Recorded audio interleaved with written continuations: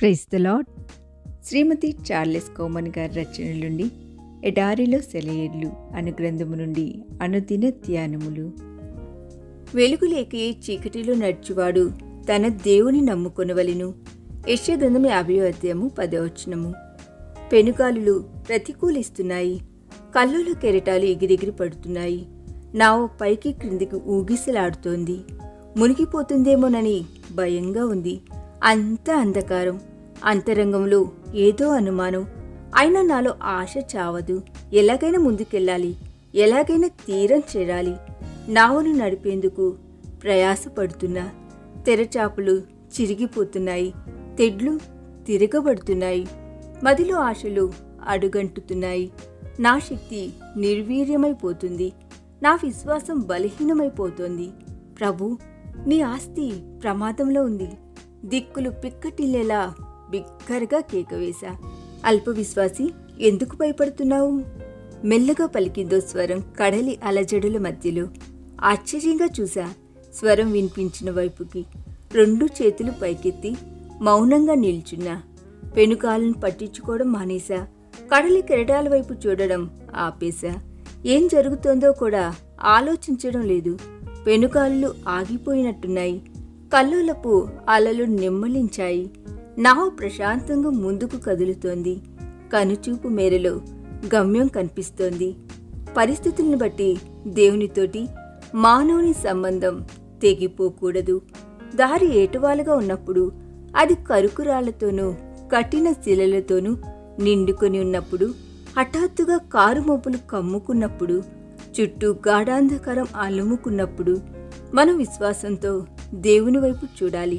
జీవితయాత్రలో ఎదురు ప్రతికూల పరిస్థితులన్నిటి మధ్యలో విశ్వాసంతో దేవుని వైపు చూడడమే మనకు బలాన్ని, ధైర్యాన్ని ఇస్తుంది. అలెగ్జాండర్ డఫ్ క్రీస్తు పరిచర్య కోసం నడుం బిగించాడు.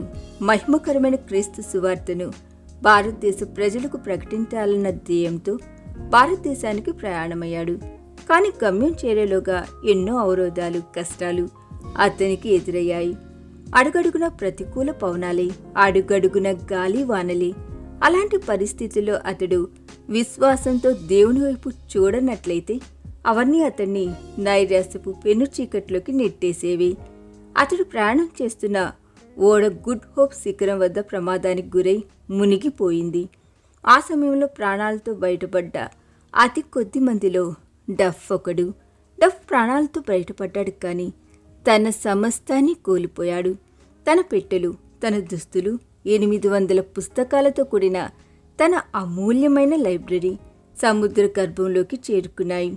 డఫ్ కట్టుబట్టలతో సముద్రపుటలను వీక్షిస్తూ సముద్ర తీరంలో నిలబడ్డాడు. అతడి కళ్ళ నిండా నీళ్లు, గుండె నిండా దుఃఖము, మనసు నిండా ఆవేదన. తన వస్తువులో ఏ ఒక్కటైనా సముద్ర తీరాన్ని కొట్టుకుని వస్తే బాగుండునన్న ఆశతో అతడు ఎదురు చూడసాగాడు. ఆ సమయంలో సముద్రపు తలల మీద ఏదో ఒక చిన్న వస్తువు తేలాడుతూ ఉండడం అతనికి కనిపించింది. అది మెల్లమెల్లగా సముద్ర తీరానికి కొట్టుకుని వస్తుంది. ఆ వస్తువు తనకు సమీపిస్తుండగా అది తన లైబ్రరీలోని ఒక పుస్తకంగా అతడు గుర్తించాడు. అది సముద్ర తీరానికి చేరగానే డఫ్ పరుగున వెళ్ళి దాన్ని చేతికి తీసుకున్నాడు. అది అతడు అనుదినం చదివే అతని ప్రియమైన బైబిల్ గ్రంథం. 800 పుస్తకాలలో ఒక్క బైబిల్ గ్రంథం మాత్రమే ఒడ్డుకు చేరడం డఫ్కు ఆశ్చర్యం కలిగించింది. డఫ్ మోకరించి తన బైబిల్ కోసం దేవునికి కృతజ్ఞతలు చెల్లించాడు.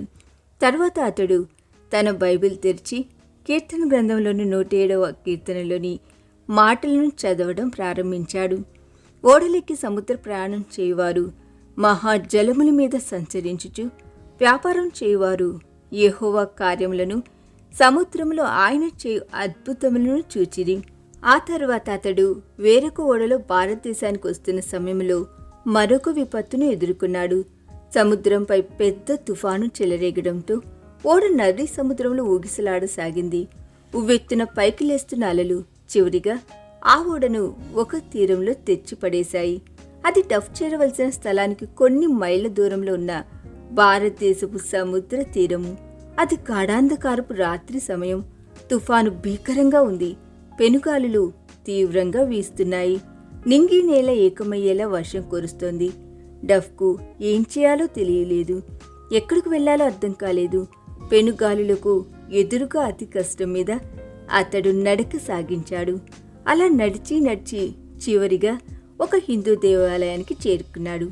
ఆ రాత్రి అక్కడ గడిపి ఉదయం లేస్తూనే అక్కడున్న ప్రజల మధ్య అతడు తన పరిచర్యను ప్రారంభించాడు. తన పైన కారు మబ్బులు కమ్ముకున్నప్పుడు, తన చుట్టూ గాఢాంధకారం అలుముకున్నప్పుడు డఫ్ విశ్వాసంతో దేవుని వైపు చూశాడు. తనకెదురైన ప్రతికూల పరిస్థితులన్నిటి మధ్యలో అతడు దేవునిపై ఆధారపడ్డాడు. అదే అతనికి బలాన్ని, ధైర్యాన్ని ఇచ్చింది. అన్ని సమయాల్లోనూ, అన్ని పరిస్థితుల్లోనూ నమ్మదగిన దేవుడు అతన్ని సురక్షితంగా గమ్యం చేర్చాడు. ఈ దిన ధ్యానము మనందరి ఆత్మీయ జీవితమునకు ఆశీర్వాదకరముగా ఉండునుగాక. ఆమేన్.